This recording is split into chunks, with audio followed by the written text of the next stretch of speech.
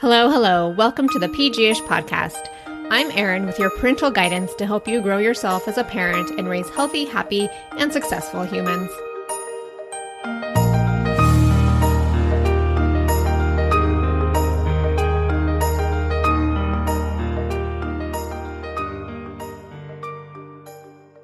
Hey friend, if you want to support PG-ish, the best way is to check out one of our sponsors, BetterHelp Online Therapy. BetterHelp will support you and your family in prioritizing mental health and well-being. With anxiety and depression on the rise, reach out to a certified therapist from the comfort of your own home. BetterHelp will match you with the most suitable therapist within 48 hours or less, so no need to wait weeks and weeks for help. Save 10% with the code PGish. Now, I mentioned BetterHelp because my interview today is with Dr. Michele Borba. Dr. Borba has been an educational psychologist for over 40 years, but has never been more concerned about kids. They are not okay, she warns. In fact, they are less happy and more stressed, lonely, depressed, and suicidal when compared with any previous generation. And those descriptions were identified prior to COVID. In short, our kids are failing to thrive. And if left as is, will have quite possibly grave consequences on their futures. Now, I featured Dr. Borba before on episodes 93 and 261, discussing one of her books, Unselfie. But today, we will dive into her latest book, Thrivers. We had a great discussion, and I think you're going to have a lot to ponder after. Take a listen. Michele, I'm so excited to have you on PG-ish today. I have listened to many things over the years. I've read Unselfie. I have Thrivers here with me today. So I know that you are just full of wisdom. And it has been so helpful for me, especially as I get older and have, I have two kids, I have two daughters, and they're getting older and I manage a team at work. And it's so interesting to see how generations are different. Oh, I'm so glad you put that point there, because I've been talking to educators saying you better reboot because you're dealing with a different student population. Fascinating research, and then we'll dive right in. But parents listening in, what she just said is a gold mine. Every generation differs, not because of how we parent them, but because of the culture we're raising them in. Yes. So you're seeing a far more uncertain, unpredictable, fear-based, accelerated, digitally driven world. Need I say more? And the CDC says, gee, the kids are changing. And yes, they are, and they should. So that's okay. We still love them to death, and we'll figure out what to do. Yeah. And I mean, as much as technology changes so rapidly, so are our children or generations, and I find it very interesting, especially I feel like I have to constantly reparent myself because my parents, their generation's different. They didn't know really what they were doing with me. And now I'm like, I don't know what I'm doing with my kids, but that's a whole other story. So why did you write Thrivers now? Like, why was it so important to get out into the world? Well, the interesting thing is I get the greatest job in that I get to go in and out of schools around the world and across the country. And before I go and do an in-service with the parents or the teachers, I ask the staff if I can talk to a group of students, a focus group. And I have discovered that is the gold mine, because focus group after focus group, this is prior to COVID. Mm-hmm. 1 in 5 of them was going to suffer from a mental health disorder. Then came the pandemic. A crisis only amplifies a pre-existing issue. Yep. So I knew we were only going to have more problems, but the kids were so right on the mark. They felt emptier. They felt more stressed. They were less able to read their peers correctly. And it just means it's a different population. Thus, Thrivers came out, was to try to figure out, if resilience seems to be a key that these kids are going to need, then how do we teach it? And can we? The research is yes, we can, and we can simplify it so we can do it. No, that's amazing. And I think you say it somewhere, but that it's never too late, because it was interesting when I bought this book a while ago. I was at the counter at, Barnes and Noble, and the woman looked at the book, the cashier, and she was like, my kids are teenagers. It's just too late for me. And I like, it broke my heart. I'm like, oh no, like keep trying, like, please. Yeah. There's another goldmine piece you just brought out, because the most important thing I may say, other than thrivers are made, not born. It's not DNA or your zip code that creates a resilient child, but it's also never too late. So I look at the audience and I say, hey guys, there's hope for you. And it's not everybody that has all 7 of the traits that matter most in resilience. Rare person does, but it's also never too late. And if it was, the entire counseling industry would be going out of business. So we got this. We just have to dive down and figure out what we need and what our families need, and make it more practical and apply it to us. Yeah. And I think it does, change per parent, per child. It really just, you kind of take what you need. But maybe we're getting too ahead of ourselves. But how do you define a thriver? Like, what makes a child a thriver? I think the most important thing came from a student who said, I got this. And it was a bingo. Any kid who says, I got this, means they have the agency or the mindset or the skills that say, I can do this on my own. Now, what's age appropriate, developmentally appropriate, but I got this is a tremendous confidence booster.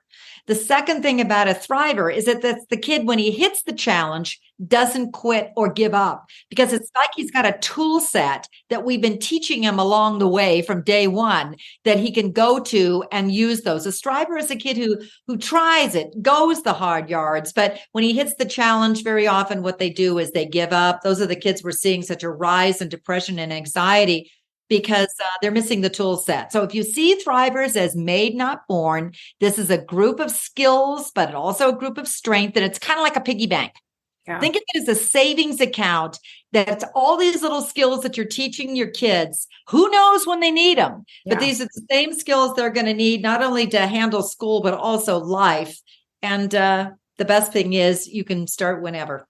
Yeah. No, that's good. And I mean, I noticed my kids are 10 and 12, and I noticed that they so easily want to give up right away. Yes. Or, they know that it's going to take some effort, and it's like, I don't know if I even want to put that much effort in, and I get that. Like, sometimes I feel that way too. And it's, how do you kind of get that momentum under? Well, I think the first thing is realize that what you just said is what I'm seeing across the country. In fact, I just got back from the Philippines and Saudi Arabia. They say the same thing. So this is not a US issue. And the reason for it is this: it's kind of the buildup effect. It isn't that the child isn't smart. It isn't that they're not loved. Maybe they're in the right environment. But if he's got too many other things going, like all of the stress is building, or the environment is a little too much of a push, or I just failed, or maybe I don't have that particular skill, or I'm looking at my friend over there. So the first thing is realizing that a lot of kids don't have the confidence level to keep on. So when the failure comes, or that one little mistake, they quit, they give up.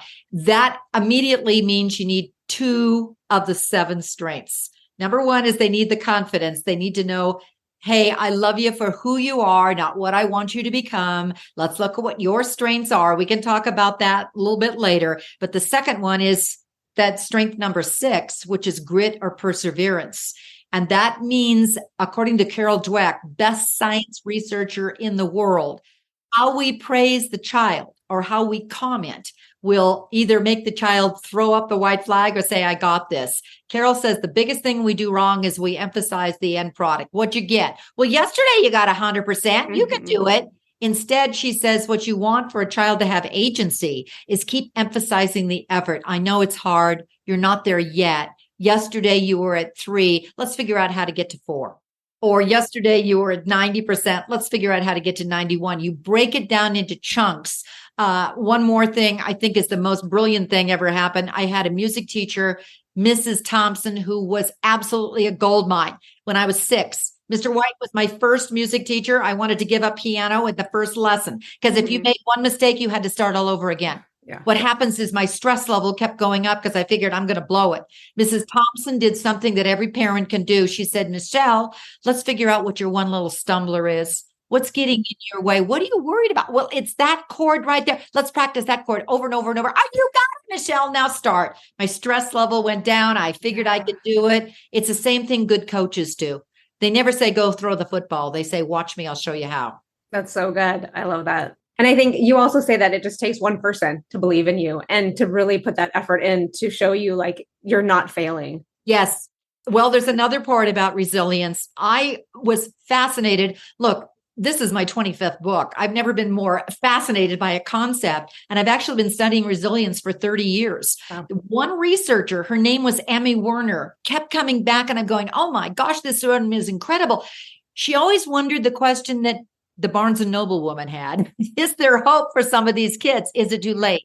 What she did was to get a cohort of over 400 children, many of them suffering from huge adversity, homelessness, sexual abuse. I mean, really tough times. Mm-hmm. She studied the same kids for 40 years. What she found is that a large portion of them bounced back and made it, but they had three things going for them. First, they had the caring person. They had somebody who was in their life who refused to give up on them. Second, they had a safe place to go to. Is it your home or grandma's house, the neighbor next door, the school, the classroom?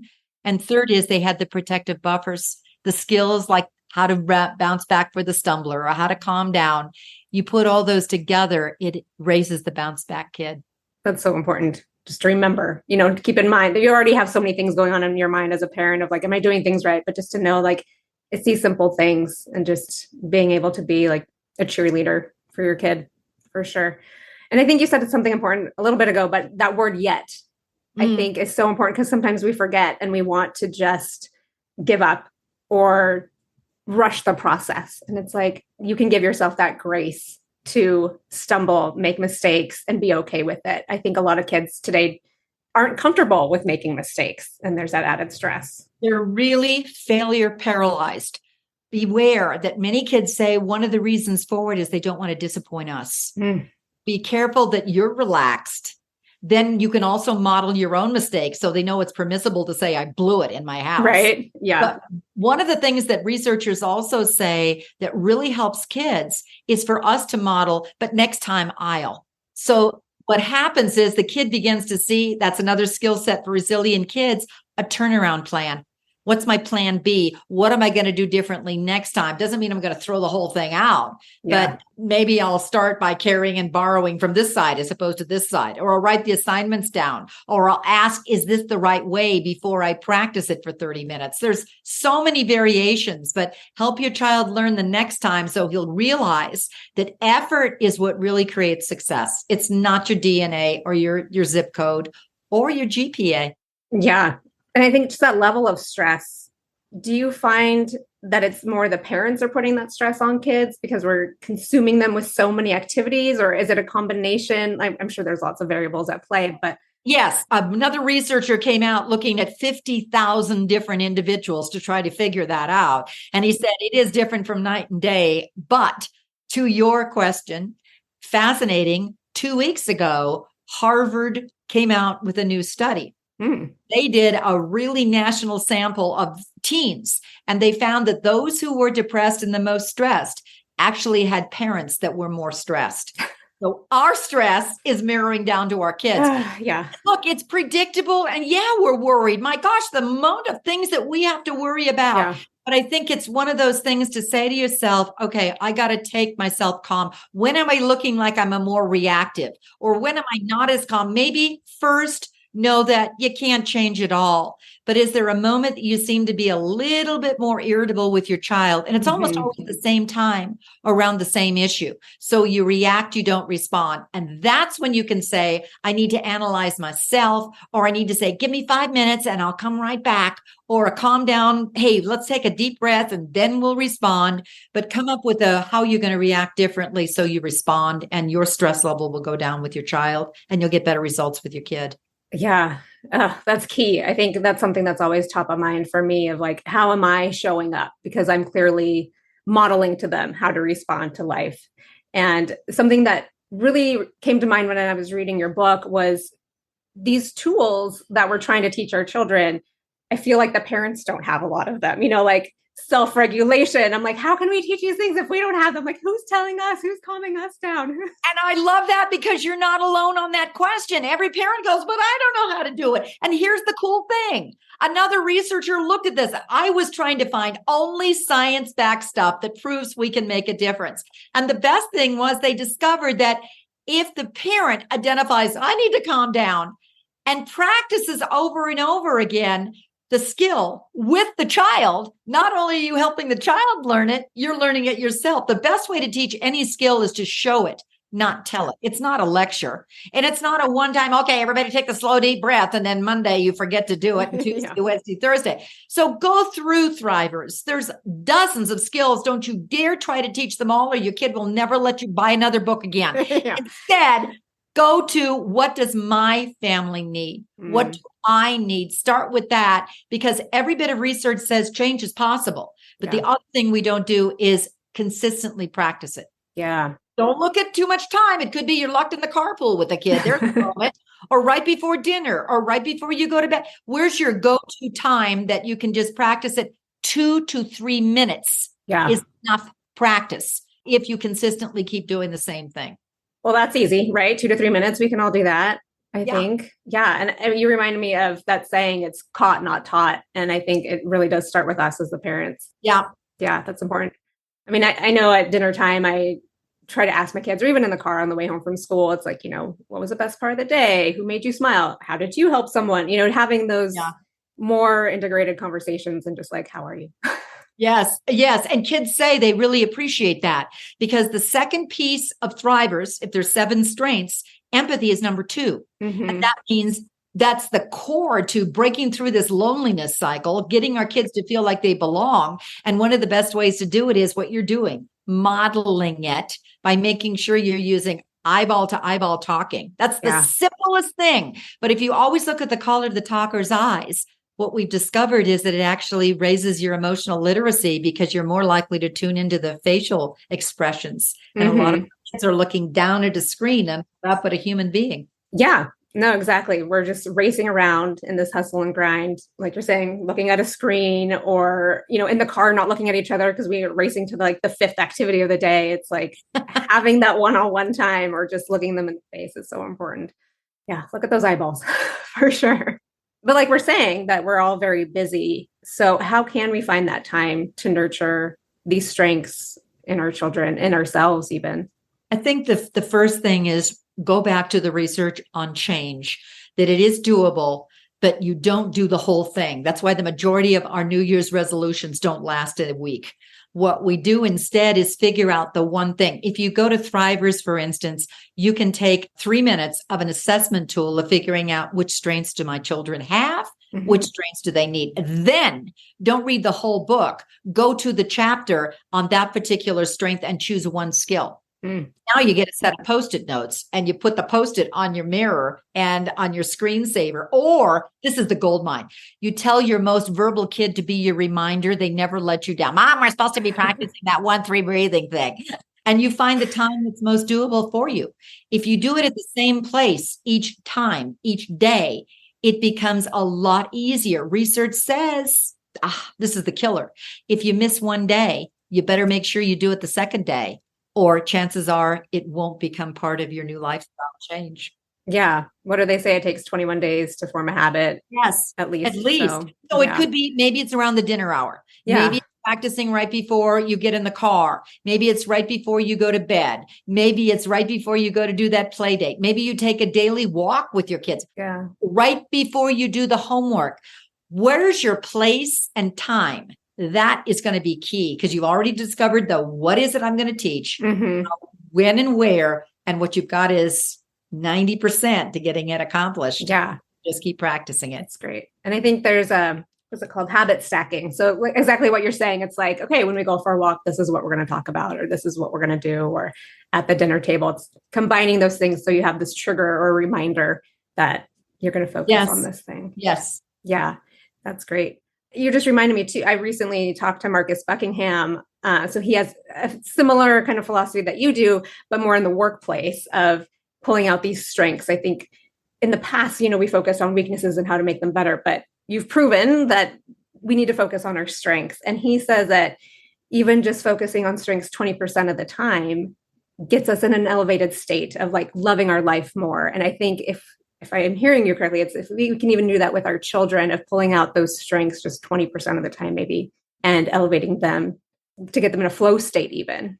I love that you just mentioned flow state, because the first thing is to look at the why strengths matter. Mm-hmm. If we want happy kids, what parent doesn't? They want a successful, happy kid. Yeah. One of the highest correlations to real happiness is finding something you legitimately love or are good at. Yeah. It doesn't mean that knitting is going to become your career, but it means that first, there's two parts of this. Number one is they actually have discovered that children who are resilient usually have healthy hobbies. That is digital addiction, but it could be knitting, or it could be music, or it could be drawing, or it could be whatever.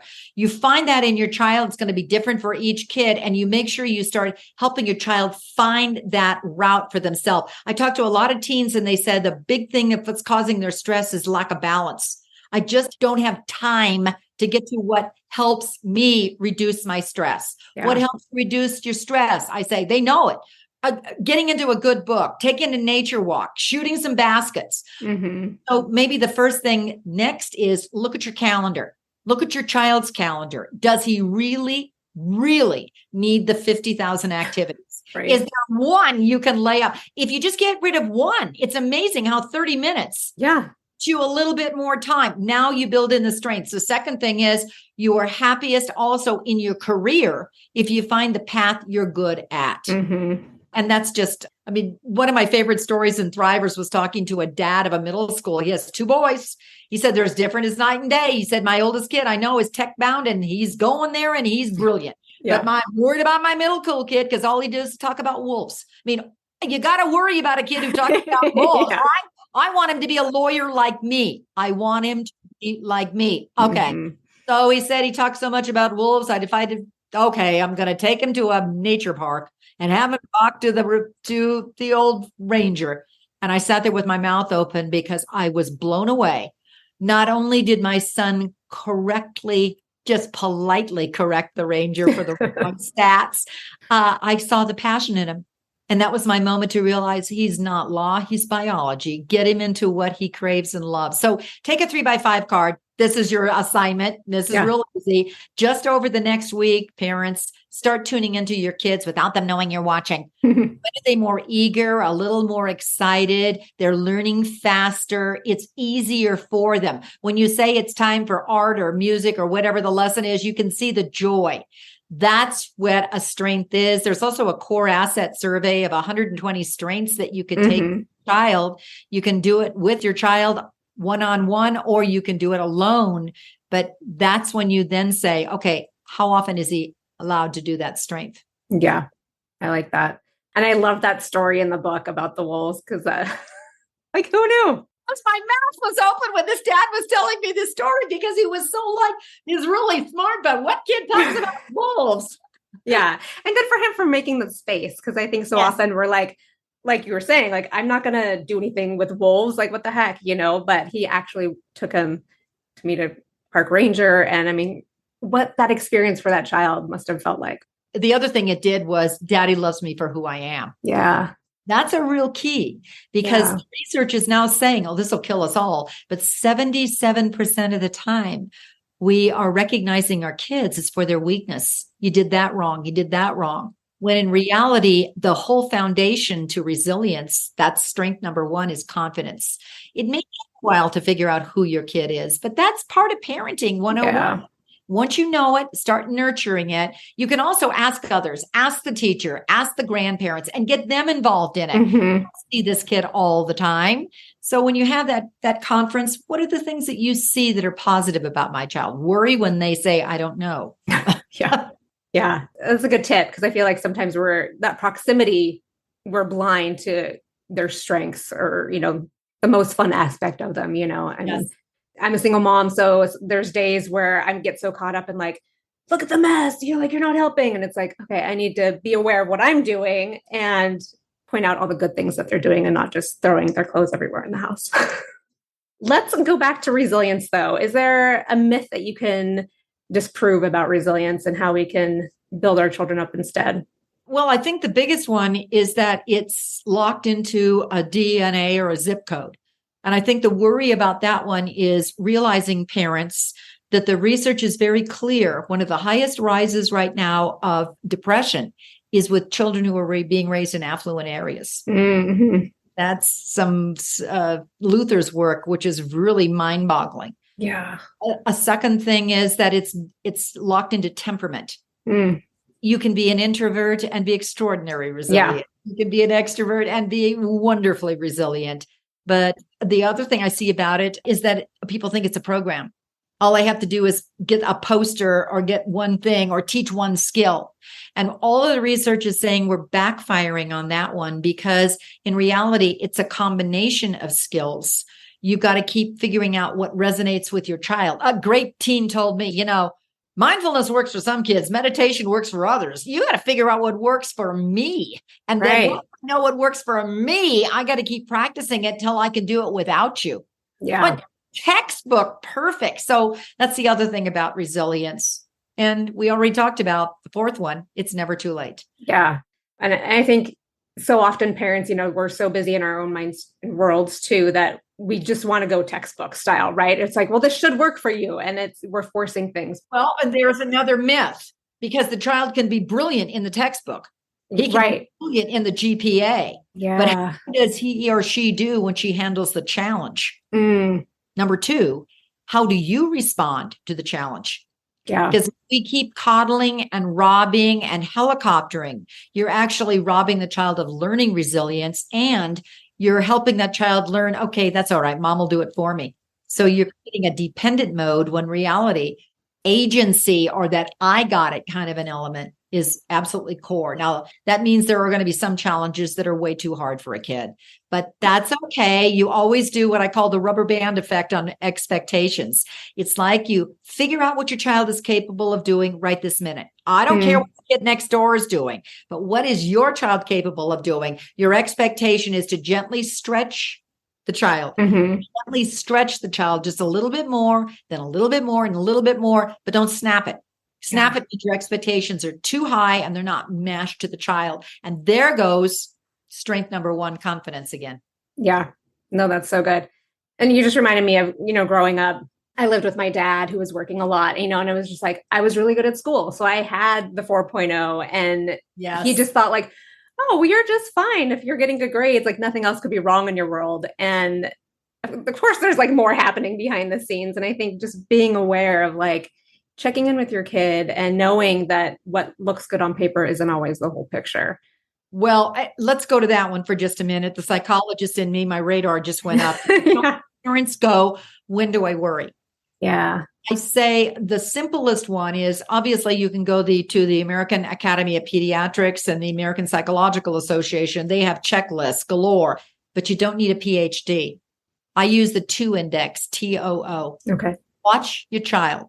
Whenever you see too much of a change and it's not your child's natural nature or normal for your kid, it's too much. You see it spill over to other areas. So it's 2 other areas. Or now it's TWO. It lasts every day for at least 2 weeks. When you say, okay, pick up the phone and get some help, call the pediatrician. The school usually has counselors and resources there that are available. What you want to do is don't say what many parents have said, if only. Yeah. We're looking at a national crisis in mental health that's unprecedented. Yeah. It doesn't mean that it's not going to be my kids. Every third kid is going to have some kind of a problem. And that means the sooner we get to it and intervene and do some proactive strategies, the better off we're going to have for that child. Yeah, absolutely. I know. I mean, just the beginning of your book in Thrivers, of just the stories that you dive into. I mean, it's just heartbreaking to hear these kids who are, 14 and completely stressed out, and they are not sleeping, which sleep is a whole other topic that we could talk about. And just the importance of it. Sleep is highly correlated to reducing the stress. So in terms of sleep, the easy parts on this one is watch your child, look under their eyes, put your ear on to the door. Are they asleep? Take the TV out of their room. Yeah. The biggest thing that every single medical official would tell you is the biggest sleep robber is the cell phone. Yeah. They don't need it when they go to sleep. When the kid says, how am I going to wake up? You say, sweetie, I'm doing this wonderful thing. We're going to Target. I'm going to buy you an alarm clock. You don't need it, because what happens is All of the research is saying they're actually texting during the night. Once they text, the blue screens are doing them in. But the other thing, it's harder for them to get back to sleep. I can't tell you how many teens told me the less sleep. I mean, it's like 4 to 5 hours. How do you keep the energy level up? No, I mean, we know as adults that how grumpy we are when we don't sleep, I mean, it's affecting our children and they're just starting it even earlier in life. So, yeah. Oh, that's so good. Well, if there's one thing that you could give parents, one piece of advice, like, is there, I mean, you have so many gems, but is there like one thing that you could be like, this is the only thing that I could give you, this would be it? Never give up. Yeah. I think what I find some of the most heart-wrenching stories, I just get livid with this one. This was a dad who said, I just couldn't get through to my kid. He was a 13-year-old son. I knew he was going through some tough times. He just wouldn't correspond with me at all. And so every night I decided I'm not giving up on him. I'm going to write him a Post-it note. I'm just going to put it on his pillow every single night. He never said a darn thing about the Post-its. And this was weeks. And one day he had left and I couldn't find my belt and I knew he'd borrowed it. So I decided to go in his room, look under his bed and thought, oh my God, what's in that cigar box? And every worst nightmare. Right. What could be in that cigar? I pulled it out. Every single Post-it had been saved.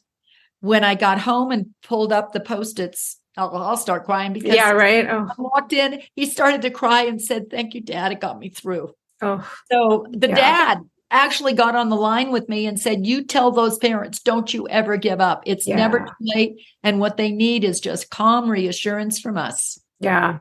No, that's so good. And I think even it's the little things, right? Like you don't need to have this huge array of anything. It's just a hug here and there, a Post-it note. And it's the simple things that sometimes we overlook. Notice the gold mine of it. It was one Post-it, but look what the dad did. It wasn't one Post-it. Right. It was every single day. Yeah. And our mistake is, I tried that. It didn't work. And as soon as I hear a parent say, I tried that, I said, for how long? Yeah. You never get change unless you figure out, what do I think my child needs in my family? Don't you dare go and compare to the neighbor next door. What does my family need? Yeah. How am I going to simplify this so I do it consistently until we get the change we need? The kid is going to resist it. He's going to backfire. He's a kid, for Pete's sake. They're supposed to. Yeah. You also want to make sure, does she really mean it? Yeah. Don't give up. Yeah. And I think the comparing piece is important too, because so often, we try to compare notes with parents, like, how are you doing? Or what is your kid doing? But it's like, you can't. And we know that as adults, like we're told not to compare ourselves to others because it doesn't cause any sort of good, yet we do it with our kids. So. Well, don't do it because it also boosts our guilt. And there's nothing about that motherhood guilt. Right. Don't do it because every child is different. And the whole secret of good parenting is to figure out who your child is. Match their nature. Be a talent scout. Keep watching and figure out what works for that child and keep helping them to learn to thrive. That's what we got to do. Yeah, I love that. The last thing I wanted to ask you, and this goes back to kind of the piece of technology and all this stuff with AI, ChatGPT. Do you have any thoughts on how that might be affecting our children or what that might look like for the future generations? I am extraordinarily concerned. Let's just put on this because I started with Thrivers. The book I wrote before Thrivers was called On Selfie. And I started looking at that one because I was seeing that empathy is teachable. Our children are hardwired for it. Yeah. Unless we nurture it deliberately, it will start to unravel. Empathy is what holds a civilization together and is the best piece to stop mental health from plummeting. So then I started looking at some studies, and there's some incredible researchers, once again, who over 30 years ago started tracking incoming college freshmen. And we're talking hundreds and hundreds different demographics across the US. Around the year 2000, they began to see a change that was really concerning to them. And that is empathy scores from US kids had nosedived 40%, and narcissism went up 58%. What is happening then is that so often you can blame a lot of factors for that, but looking only at a screen is one of the biggest correlations, that smartphone without connection with real life people. Mm-hmm. To do anything as families is make some real clear rules. Nope, this is face-to-face time. Nope, we're in the carpool, let's talk. Find some times, because it's so easy to become addicted. And every leading organization is very concerned about the rise of depression and mental health problems, as well as empathy scores going down, including our Surgeon General. And as a result, he said, watch out for that social media because it's only going to get worse. Yeah. I love Unselfie. It's an amazing book, so everyone should go read that as well. But loneliness is now an epidemic that I think the Surgeon General was talking about a couple months ago, maybe. But, they're correlating a lack of community and loneliness to like smoking 15 cigarettes a day, which is crazy that it takes that toll on your physical health. So yes, get off a screen. I'm all for that. The fascinating thing is it's getting back to a community feel, and it doesn't have to be absolutely glorious. It could be, let me figure out who the kids' play dates are. Mm-hmm. Let me figure out who my two buddies are that we're going to always connect together. Happiness goes way up when we're connected with others that build us up, and our children are craving it. One of the things that we're seeing is because they were Zooming for so long and they were masking up for so long, and then brought them in and they weren't connecting with each other, social skills are really regressed. Behavior issues are up. Every school that I talk to, I say, what's it going on? Behaviors. They don't know how to relate to one another. Those are all teachable. So go to Empathy and Thrivers, start looking at one or two skills. The easiest ones on that one are to model hello and hi and how are you? When you go to the store, take your kid with you and start waving. Start intentionally looking at how are you? Conversations are absolutely essential because kids are lacking those. Even phone conversations our children are lacking. So for sure. They're not going to thrive if they're going to rely on a phone as opposed to a face. It's true. I know. It's funny just to even hand the phone to my kids to talk to their grandparents. They're like, what do we do? Like, this is so bizarre. Yeah. Different world. Would you advise a certain age of getting a cell phone or social media or anything like that? I would say as late as you can. Yeah. I don't want to be so simplistic on that, but that's what I do 24/7. I'll be in another school. And the fascinating thing is schools are the ones who are seeing the biggest changes in the kids. Mm-hmm. I can walk onto a school, parents, and I deliberately walk during break time. If I see kids who have cell phones allowed at the school, nobody talks during break time. Oh, no. They're connecting with each other and they're checking their phones. Mm-hmm. By the way, stop texting your kid during the day. How's it going? And what was your grade? Kids say it just throws them off the rest of the day. So there's many schools that are being far more, nope, we're going to put it here. You can always do a flip phone. They got new ones coming out. Delay it and then get on board with other like-minded parents, and don't say you're alone and your kid says, the only mother like that. You're not. Yeah, I agree. And I am willing to be that mom that they hate for a minute because I won't give them a phone, because I think in the long run, it's so important that they don't have one. Yeah. And hopefully someday they will thank me for that. But yeah, like you can be 20 when you leave my house, you can get a phone. Oh, man. Well, Michele, this has been amazing. I've really enjoyed our conversation. Where can my audience find you? Oh, thanks for that, Erin. Well, I'm Michele, but I'm a 1L Michele. That's the most important thing you need. Yes. So I'm Michele Borba, and Borba rhymes with Zorba. You got this. Borba.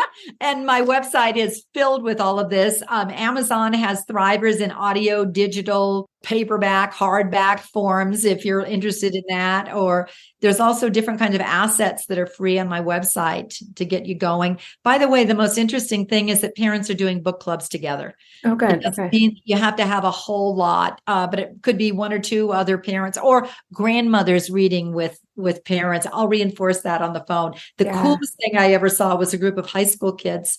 They're reading it as a book club, one strength a month. And I said, then what are you doing with it? We're writing notes and telling our advisors, these are the skills you should be teaching us. I love that. Oh, they were precious. Oh my gosh, that's so great. I'm all about the book clubs, so maybe I'll start one here. Start it. I'll zoom in with you. All right. I hope you enjoyed our conversation. Links to her book, Thrivers, website, and our sponsor, BetterHelp, can be found in the show notes. If you find PG-ish helpful, interesting, or encouraging, please share this episode with your bestie. Follow PG-ish on your favorite podcast platform and share on social so that more parents can learn and grow alongside their kiddo, like you. See you next time.